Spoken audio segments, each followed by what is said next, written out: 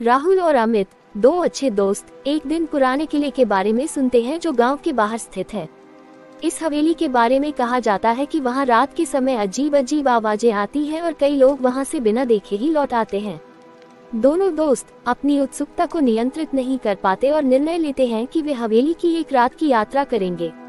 रात के समय जब चांद की रोशनी हवेली पर फैली हुई थी, दोनों दोस्त वहां पहुंचते हैं। हवेली का दरवाजा खुला हुआ था और वे अंदर प्रवेश करते हैं। अंधेरे में हवेली की दीवारें मानो सिसक रही थीं।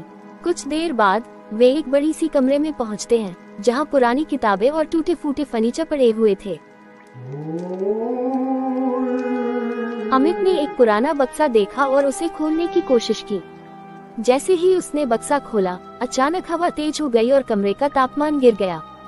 राहुल ने महसूस किया कि कुछ अजीब हो रहा है और उसने बक्से की ओर देखा।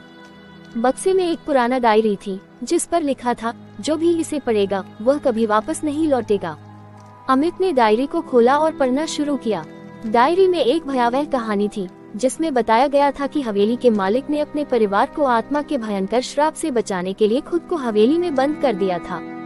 उसकी आत्मा अब हवेली में फंसी हुई थी और किसी को भी बाहर जाने की अनुमति नहीं देती थी। जैसे ही अमित ने डायरी पढ़ी, अचानक कमरे में अजीब सी हलचल होने लगी। दीवारों से अजीब आवाजें आने लगी और हवेली की पुरानी तस्वीरों में से चेहरे निकलने लगे। राहुल और अमित समझ गए कि वे अब फंस गए हैं। वे दौड़ते हुए हवेली से बाहर निकलने की कोशिश करते हैं, लेकिन दरवाजा अब बंद हो चुका था।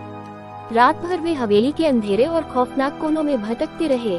हर पल उनके दिल की धड़कन तेज हो रही थी।